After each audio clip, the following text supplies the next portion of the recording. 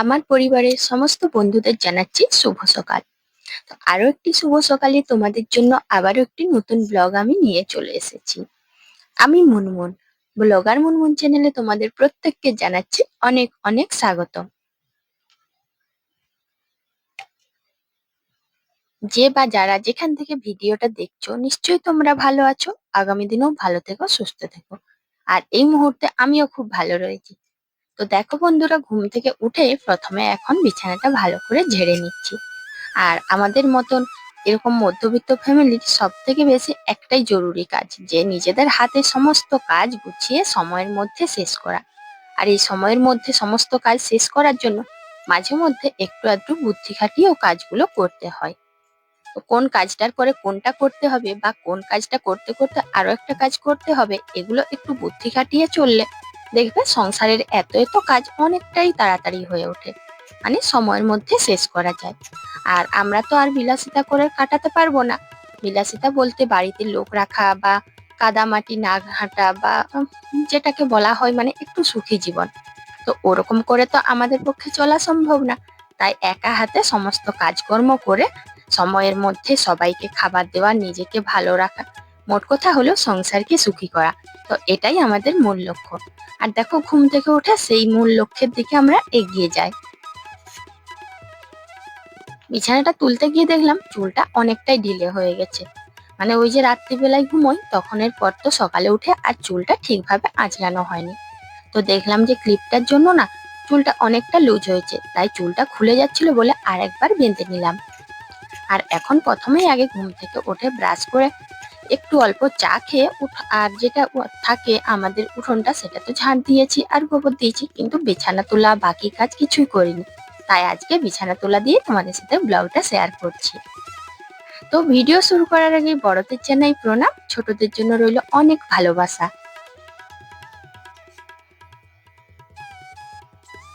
প্রতিদিন আমার কিছু মিষ্টি মিষ্টি বন্ধুরা অনেকটাই পাশে থাকো। আর এইভাবেই কিন্তু পাশে থেকো যেন আমি এগিয়ে যেতে পারি। তো বিছানাটা ঝেড়ে করে পরিষ্কার করে ঝাড়লাম। আর এখন এই যে জানালাটা খুলে দিচ্ছি। তো দেখো জানালার দিকেও কিন্তু রোদ আসছে, তাই ওই যে পর্দাটা দিয়ে দিয়েছি। আর এখন ঝাঁটা হাতে কি করছি আমি সেটাই একবার দেখো। এটা কিন্তু প্রত্যেকটা বাড়ির প্রত্যেকটা মেয়েদেরকে করতে হয়। এই যে সমস্ত দিকটা কিন্তু একা হাতেই সামলাতে হয়। আর তার মধ্যে এই ব্যাপারগুলো খুব ভালো করে বুদ্ধি খাটিয়ে একটু করতে হয়। এই যে যাদের বাড়িতে ছেলেরা রয়েছে, মানে বাচ্চা ছেলে মেয়ে, তাদের বাড়িতে এটা হয় যে পালঙ্কের নিচে বিভিন্ন কাগজের টুকরো বা অনেক সময় হয়তো কোনো খাবারের প্যাকেটও হয়তো উড়ে চলে যায়। মানে হয়তো কোনো সময় বাচ্চা বিছানার উপরে যদি খায় তখন দেখবে সেই প্যাকেটটাও রেখে দিলে বিছানার উপরে চলে যায়। তো দেখো বন্ধুরা, পড়াশোনার সময় বিভিন্ন রকম কাগজ কাটলে বা এটা সেটা অনেক পালঙ্কের নিচে পড়ে থাকে। আর আমার পালঙ্কের নিচেও তাই। তো 7 দিনের মধ্যে একদিন কিন্তু আমাকে অবশ্যই বিছানার নিচটা পালঙ্কর নিচটা পরিষ্কার করতে হয়। তাই দেখো ওদিকে তোশকটা সরিয়ে ভালো করে পালঙ্কর নিচে যা যা ছিল সব বের করে আনলাম এই ঝাড়ুটা দিয়ে। আর এটা বের করতে গিয়ে দেখলাম না, এটার নিচে আবার আমার ক্লিপও রয়েছে। মানে হয়তো কোনো সময় বিছানার উপরে ছিল বা কেউ হয়তো এদিক ওদিক করে নাড়াচাড়া করে ফেলে দিয়েছে, অসাবধানে হয়তো পড়ে গিয়েছে। এটা কিন্তু প্রায় বাড়িতেই দেখা যায় যে পালঙ্কর নিচে নানান ধরনের জিনিস খুঁজে পাওয়া যায়। কি ঠিক বললাম তো? এটা কি তোমাদের সাথেও হয়? এরপর চলে এলাম বাগানে। বাগানে এসেছি এই কারণেই যে বাগানে পেয়ারাগুলো না কদিন ধরেই দেখছি পেকে যাচ্ছে, কিন্তু তোলা হচ্ছে না। তাই একটা ঝুড়ি নিয়ে এসেছি, যতগুলো পাকা পাকা পেয়ারা আছে আর ডাঁসা পেয়ারা আছে সবগুলোই তুলে নেব। পাকা পেয়ারাগুলো বাবা খাবেন আর ডাঁসাগুলো আমরা খাবো। কারণ এই পেয়ারাগুলো যদি থাকে তাহলে আর পাবো না। এক তো পাকাগুলো নষ্ট হয়ে যাবে, আর কোনো সময় হনুমান এলে সব খেয়ে নিবে। তাই মনে ছিল বলে সকালবেলায় চলে এসেছি পেয়ারাগুলো তুলতে বাগানের মধ্যে।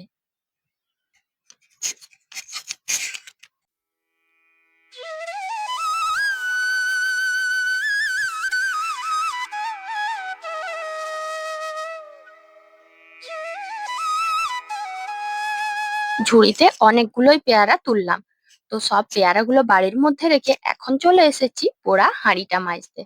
তো জানো তো বন্ধুরা, সকালবেলায় বাসনগুলো মেজেছি, আর রোদ চলে এসেছিল, যার জন্য এই হাঁড়িটা মাজতে তো অনেকটাই সময় লাগবে, তাই রেখে দিয়েছিলাম জল দিয়ে ভিজিয়ে। তো এখন সেই পোড়া হাঁড়িটা মেজে নিচ্ছি। দেখো বন্ধুরা, শুধু যে উনুনে রান্না করলেই হবে এমনটা না, আমাদেরকে কিন্তু দু হাতে কালি মাখতে হয়। এই যে উনুনের কালিগুলো ছাড়াতে গেলে অনেকটাই কষ্ট হয়, তবুও কি করব, আমাদের মতন মধ্যবিত্ত ফ্যামিলিতে বিলাসিতা করে কাটালে হবে না, সমস্ত কাজ বুদ্ধি করে নিজেদেরকেই করে নিতে হবে। তো এখন যেহেতু ছায়রা হয়েছে, মানে রোদ চলে গিয়েছে, সেই জন্য হাঁড়িটা মেজে নিচ্ছি। আর এটা মাজা হলেই আমার সব বাসন মাজা শেষ হয়ে যাবে, অন্তত আজকে সকালের মতন।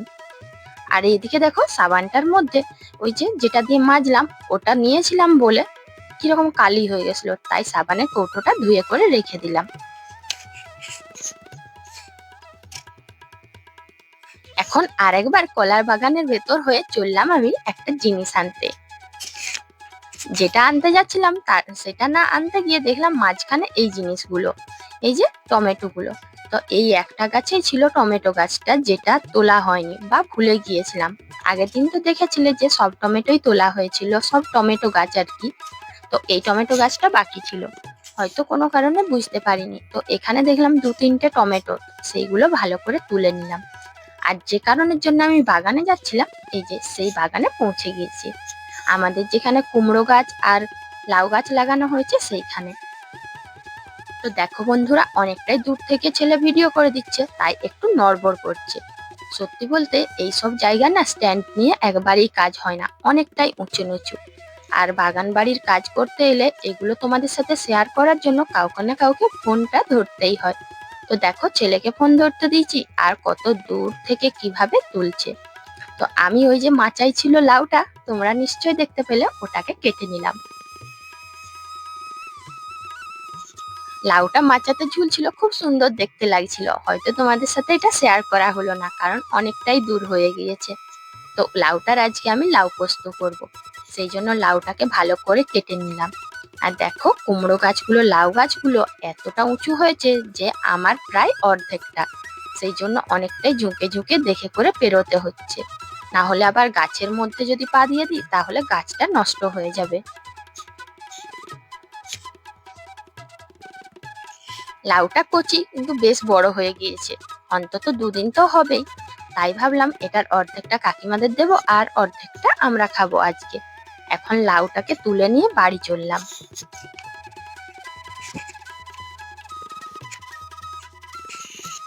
এই যে দেখো বন্ধুরা, লাউটা বড় রয়েছে কিন্তু লাউটার ওপরে কিরকম কাঁটা কাঁটা রয়েছে, মানে লাউয়ের ওপরে সেই রুয়া রুয়া টাইপের থাকে, যেরকম শুয়োপোকার গায়ে থাকে। আসলে এটাই একটা চিহ্ন যে লাউটা এখনো কচি রয়েছে। যদি লাউ বুড়িয়ে যায় তাহলে দেখবে সাদা রোয়া রোয়া ভাবটা ওটা কিন্তু থাকবে না, তখনই জানবে যে লাউটা বুড়ো হয়ে গেছে। তো দেখো এই যে অর্ধেকটা আমি কাটছি আর অর্ধেকটা করা হয়েছে, ও কাকিমাদেরকে দেব। তো লাউটা কাটতে কাটতে ভেতরে গিয়েছিলাম, ছেলে একটু ডাকছিল। আর এখন আমি লাউটা কেটে নিচ্ছি।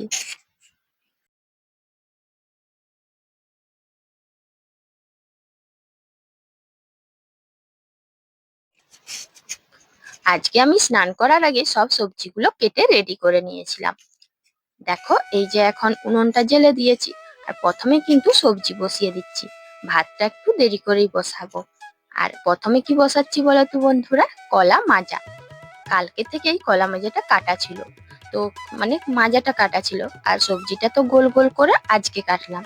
কলা মাজা কাটতে বেশ অনেকটাই সময় লাগলো, তাই ভাবলাম প্রথমে যখন এটা কেটেছি এটাই বসিয়ে দিই। এই যে আমার রান্না বান্নাও হয়ে গিয়েছে, এদিকে পোস্ত আর ডাল আর কলা ভাজার তরকারি, ব্যাস এই তিনটেই আজকে আমাদের ভাতের মেনু। আর মুসুরের ডালটা আজকে দেখে তো খুব লোভ লাগছিল, একটু পুরো পুরো হয়েছিল। তো সমস্ত রান্না বান্নাও হয়ে গেছে আর খাওয়া দাওয়াও হয়ে গেছে। এখন আমি চললাম বাগানের ভেতরে। আর বাগানের ভেতরে ছাগল ঢুকে যায় বলে ওই যে দেখো গেটটা দেওয়া আছে, গেট বলতে একটা টিনের পাত। এই যে ভাতের ফ্যানটা ভুলে গিয়েছিলাম আজকে ঢালতে। তো খাওয়া দাওয়ার পর যখন আমি দেখলাম যে বাসনগুলো যখন নামাচ্ছি যে ফ্যানটা রয়ে গেছে, তাই এই ফ্যানটা গাছের মধ্যে দিতে চলে এসেছি।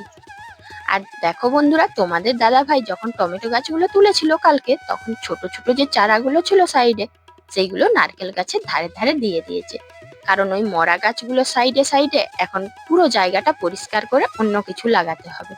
তাই যা ছোট ছোট গাছ ছিল সবগুলো এই নারকেল গাছের একটা সাইডে লাগিয়ে দিয়েছে। ছেলের বদমাইশি দেখো, এই যে গাছটা কাটা হয়েছে, তো নিচের যে শেকড় সমেত গাছটা ছিল একটু ছোট্ট, যেটা এটা কিন্তু লোক না এলে কাটা যাবে না, তাই সেখানে ছেলে একটু মানে ছোটা দৌড়ার মতন করে ঝাঁপানো লাফানো করে নিল।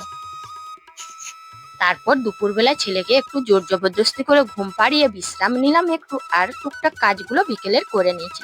তো দেখো বন্ধুরা, এত গরম পড়েছে যে বিকেল বেলায় ঝাড় বাসন মাজা সকালের যা কাজ থাকে সবই করতে হলো, আর তারপরে কি গরম লাগছে। এখন তো একটু মেঘটাও ধরেছে, তাই চটপট চলে এলাম আটাটা নিয়ে। আর আটাটা মাখিয়ে রাখলে, সবজিটা কেটে রাখলে তখন ছেলেকে পড়ানোর পরে খুব সহজেই তাড়াতাড়ি করতে পারা যায়। আর এমনিতেও যদি লাইন চলে যায় তাহলে না এতগুলো রান্না বান্না মানে রান্না করতে গেলে খুব অস্বস্তি লাগে অন্ধকারের মধ্যে। এটাই আমাদের অভ্যেস আর কি। যখন আগের অন্ধকারে থাকা হতো, আগেকার দিনের মানুষদের সব সহ্য ছিল, আর এখন লাইন হয়ে যেতে লাইন ছাড়া যেন পুরো পৃথিবীটাই অন্ধকার। তো তোমাদের সাথে বকবক করতে করতে আমার আটাটা চালা হয়ে গেছে, এখন আমি আটাটা মাখিয়ে নিচ্ছি। তো বন্ধুরা, আজকের ব্লগটা তোমাদের কেমন লাগলো অবশ্যই কিন্তু কমেন্ট করে জানাবে। আর দেখো, সংসারের প্রতিটি কাজেই কিন্তু নিজের হাতে করলে আর বুদ্ধি করে করলে সঠিক টাইমের মধ্যে করা যায়। আর এতে কিন্তু দেখবে অনেকটা কম সময়ও লাগে আর সব কাজেই করা যায়। তো দেখো, আমি যে আটাটা চেলেছিলাম ওটা ছিল আর রুটি করার মতো, তারপর যেটা বেলা হবে সেই আটা ছিল না, তাই আর একবার একটু চেলে নিলাম। আটা চেলে নিলে আটার মধ্যে যা যা থাকবে, পোকা টোকা বা অন্যান্য কিছু থাকতেও পারে, সেগুলো তো আর বলা যায় না, তাই একবার আটা চেলে নেওয়া ভালো।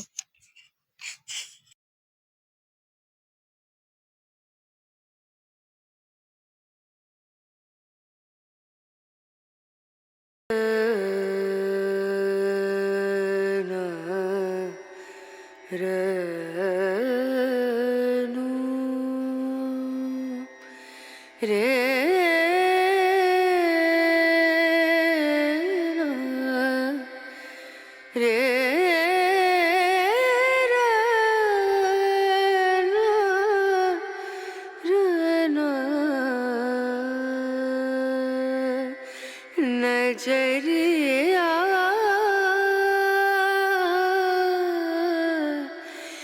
লাগে। এখন সন্ধেবেলায় একটু সন্ধে প্রদীপ দেখিয়ে ঠাকুরের কাছে সংসারের জন্য মঙ্গল কামনা করলাম। তো বন্ধুরা, আজকের ব্লগটা আমার এখানেই শেষ করছি। কাল আবার তোমাদের সাথে নতুন একটা ব্লগ নিয়ে দেখা হবে। তো সবাই ভালো থাকবে, সুস্থ থাকবে, টাটা।